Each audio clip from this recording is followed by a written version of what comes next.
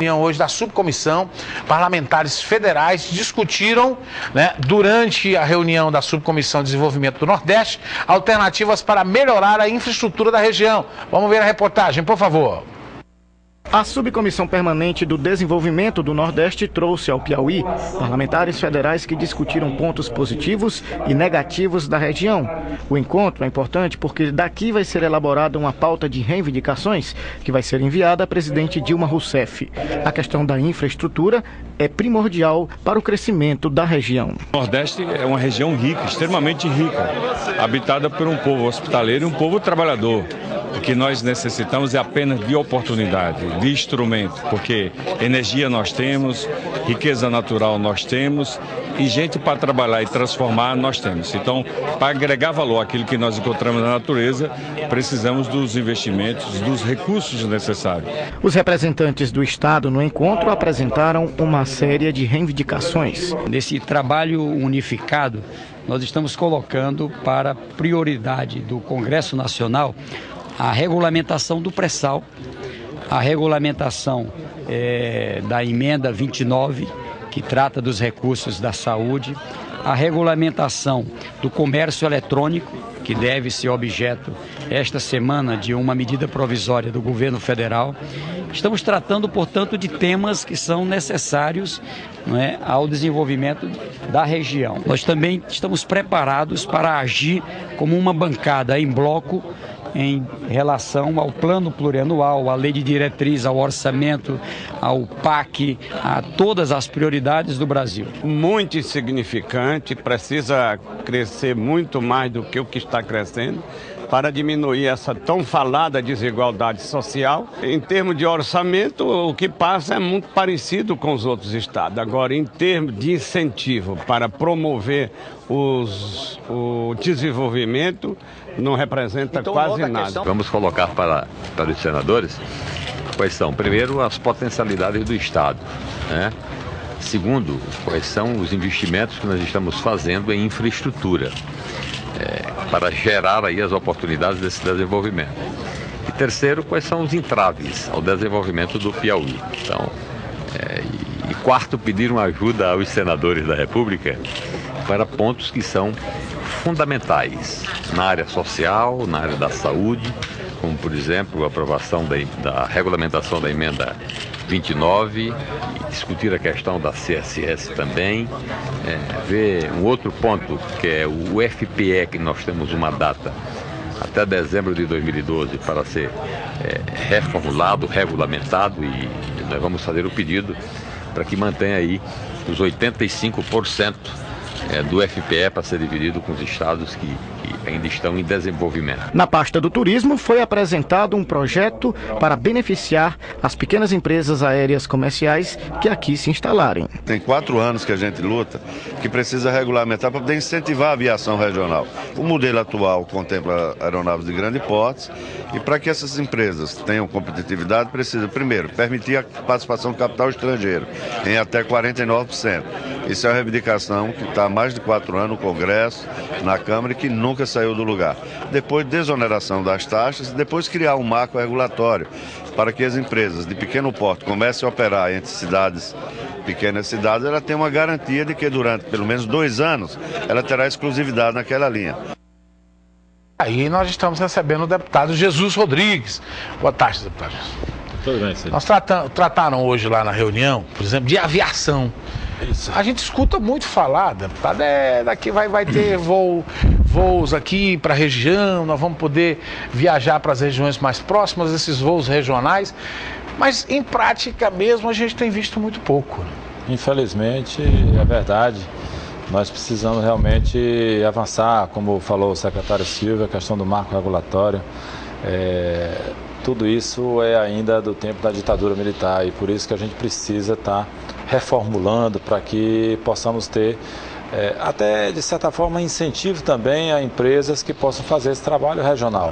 Regional entre capitais próximas, como aqui São Luís, Fortaleza, como também em cidades do Piauí, Picos, Corrente, Bom Jesus, que pode estar vindo aqui para Teresina via aérea. Pois é. E qual foi a saída apontada hoje pela subcomissão? a saída que deve ser apresentada para os gestores para que isso funcione? Olha, nós tivemos uma avaliação geral da situação do Nordeste como um todo. A questão da energia pela Eletrobras, foi apresentado o mapa das linhas da transmissão das subestações do Piauí. Nós tivemos essa avaliação da questão da aviação, nós tivemos a avaliação do Ministério da Integração sobre como montar um plano de trabalho integrado, regional e que possa ter toda esta interação entre os órgãos e os estados e também os municípios. Eu, nesse momento que foi permitido aos deputados federais fazerem a sua apresentação, eu apresentei a proposta que eu já tenho estudado já há algum tempo, Fontinelli, que é a questão da produção de biocombustível pela agricultura familiar. Nós temos uma regulamentação da produção e venda de combustível por um decreto do presidente Ernesto Geisel em 1978, que vigora até hoje. Esse decreto permitiu e vem permitindo que a produção de biocombustível ou de combustível de uma maneira geral seja muito centralizada. Nós temos poucas grandes usinas produzindo todo o etanol que nós precisamos. O Brasil hoje consome aproximadamente 25 bilhões de litros de etanol por ano e nós temos isso centralizado e concentrado na mão de poucas empresas. Isso é apenas de uma matriz de matéria-prima? Não, esse é o etanol basicamente da cana, o etanol basicamente da cana. O que eu estou defendendo... O senhor está defendendo aí um combustível, um biocombustível da batata? Assim? Isso. O que eu estou defendendo é o seguinte, nós podemos produzir álcool de qualquer produto que tenha amido, que tenha sacarose. Então, nós podemos produzir álcool da mandioca, que é compatível com a nossa região. Nós temos condição de produzir álcool da batata doce, que é a minha simpatia pelos subprodutos todos aproveitáveis, que é a batata doce. Nós podemos produzir álcool do milho, nós podemos produzir álcool do sorgo, o sorgo sacarino. Nós podemos produzir álcool também da cana. Então, onde não for possível plantar cana, pode ser mandioca, pode ser batata doce, pode ser sorgo. E aí, a grande diferença da proposta que eu estou fazendo, de criação de um programa que possa implantar no Brasil 1 milhão de pequenas destilarias, 1 milhão de microdestilarias para produzir álcool.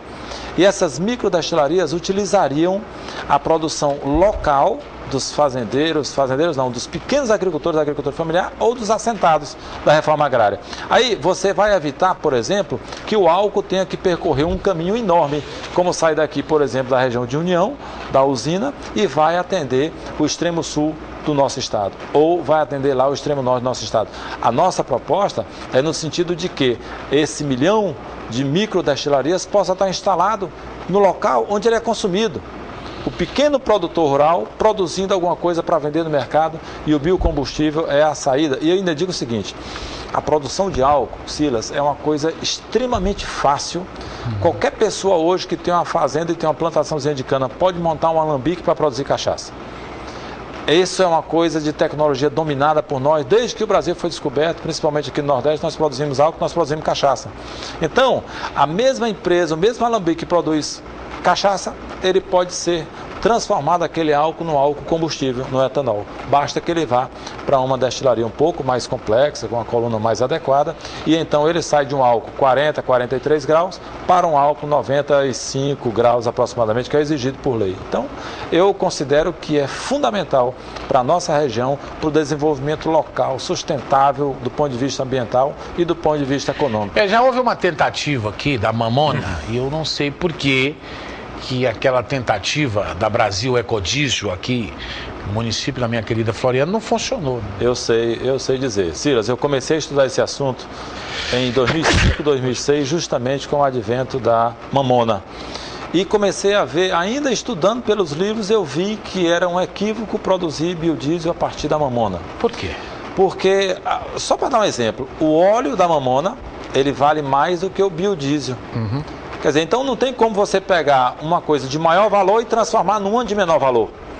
A forma como foi conduzido lá, os tratos culturais, a presença do pequeno agricultor também como um parceiro naquele processo não deu certo. E então, é por isso que eu estou dizendo, defendendo a minha proposta. O biodiesel, o diesel, para o pequeno agricultor, ele é muito complicado, inclusive também ainda para o uso. Mas o etanol, o álcool, é de fácil domínio do nordestino, do sudeste, do sul do país, de qualquer região do Brasil. É possível produzir etanol. Nós podemos ter etanol do caju? Não conheço etanol do caju, na verdade. É possível qualquer elemento, qualquer fruto, qualquer cereal que tenha amido, que tenha... como a cana que tem a sacarose, nós podemos produzir o álcool. A batata, por exemplo, nós podemos produzir álcool porque ela é rica em amido. A abóbora, a batata inglesa, a beterraba, hoje é utilizada na França para a produção de álcool. O caju talvez seja muito... A acidez possa... Eu infelizmente, eu não tenho a informação se é possível fazer do caju. Tá falando mas do caju. Eu digo que, por exemplo, a mandipoeira, que eu não sei se as pessoas sabem o que é a mandipoeira, eu conheci isso ao vivo. A mandipoeira é aquela águazinha que sobra da produção da farinha, aquela água que quando está cortando a mandioca e aí vai lavar para produzir a farinha, aquela água ali é possível você produzir álcool a partir daquele elemento. Então imagina a nossa cadeia da mandiocultura ali para a região de Marcolândia, que nós podemos estar transformando também não só a produção de álcool da batata ou da cana, mas também usando toda a cadeia produtiva da mandioca para a produção de álcool combustível. Mas o diferencial no que eu estou falando é a possibilidade de nós produzirmos a partir do pequeno. Imagine um assentado da reforma agrária, de qualquer dos seus assentamentos, que ele retire lá 5, 6 hectares para produzir a cana, o sorgo, a batata, a mandioca. E que ele possa lá na sua fazenda transformar aquela cana, aquele material, qualquer que seja ele produz um álcool de grau equivalente ao da cachaça, 40 e poucos graus. E ele leva para a cidade, então, para uma usina, uma micro-usina, que é o que eu estou defendendo que exista aí aos milhões, né, aos milhares. A ideia é que se nós tivermos aqui o projeto 1 milhão de cisternas, o Brasil pode ter perfeitamente 1 milhão de microdestilaria. Então, aquele agricultor familiar, ele leva o seu álcool para a retificadora na mini destilaria e ela então produz o etanol, que ele pode usar na sua motocicleta flex, que ele pode usar na sua casa num fogão a álcool, que ele pode usar num gerador para produzir energia elétrica a partir do álcool, que ele pode usar no trator a partir de um motor preparado para rodar com álcool, e tudo mais ele pode, é energia que a pessoa pode produzir. Álcool é energia, então a pessoa vai ter a sua própria energia para consumo próprio, que a lei permite hoje, mas para vender como combustível ainda não é possível, mas eu espero que a gente consiga mudar essa regulamentação. Deputado, aqui uma das alternativas que os deputados estaduais estariam buscando aqui seria a exploração do gás natural, né? Porque aqui no Maranhão já existe essa exploração e eles estavam reivindicando isso. Acredito que o senhor deve ter sido solicitado por eles a incorporar essa ideia, que é a de apressar aí que seja feito o leilão, né, dessa área para essa exploração do gás. Olha, deixa eu dizer uma coisa. Para o meu mandato, eu estou tentando atingir um objetivo e trabalhar com um foco. Essa parte do gás, ela é da área, vou dizer aqui do Marcelo Castro, do Júlio César, que estão trabalhando com o marco regulatório do petróleo e o pré-sal. E isso também significa que é uma grande empresa como a Petrobras que vai explorar o gás natural. Eu estou falando da produção de combustível, produção de energia a partir do pequeno produtor, que ele pode produzir para ele. Então, as minhas atenções não estão voltadas tanto para o pré-sal, apenas sou a favor da derrubada do veto, mas a minha atenção é para a produção a partir do pequeno. Hoje nós temos grandes usinas produzindo o etanol que o Brasil precisa. Nós temos a Petrobras produzindo a gasolina que o Brasil precisa. Isso não está democratizado. Eu quero colocar o nosso pequeno agricultor produzindo a sua energia e o excedente para que ele possa também vender e ter uma renda mensal. Essa é o que vai democratizar o emprego. Imagine que cada pequeno agricultor, para ele cultivar suas 6 hectares de terra, ele tem condição de agregar mais um trabalhador, a quantidade de emprego que vai gerar. Pelos cálculos que eu tenho, se todos os assentamentos da reforma agrária, cada um agricultor tirar 6 hectares da sua área para produzir a cana-de-açúcar, nós teremos a área cultivada para a produção pelo pequeno produtor equivalente ao que hoje é das grandes. Então nós temos condições com muita facilidade de duplicar a nossa produção de etanol, incluindo a agricultura familiar nesse processo, através dos assentamentos. Vamos ao povo, deputado. O pessoal de Lagoa do Piauí diz que votou no senhor, o diretório do PT, e precisa da sua ajuda. Conte comigo, eu tenho escritório aqui na cidade, tenho viajado muito pelo interior do Piauí e o pessoal que me apoiou lá na Lagoa, com certeza pode contar comigo. O telespectador diz que em Marcolândia foi desativada uma usina de açúcar que poderia fazer isto, mas o governo acabou, foi por não incentivar e deixar fechar. Olha, eu não conheço o caso específico, mas é muito provável que nós possamos retomar a produção de açúcar e de álcool a partir desse leque de produtos que eu falei, do sorgo sacarino, da batata doce, da beterraba, da mandioca, da cana-de-açúcar, naquilo que for mais provável ou mais possível de ser produzido em cada uma região do estado do Piauí.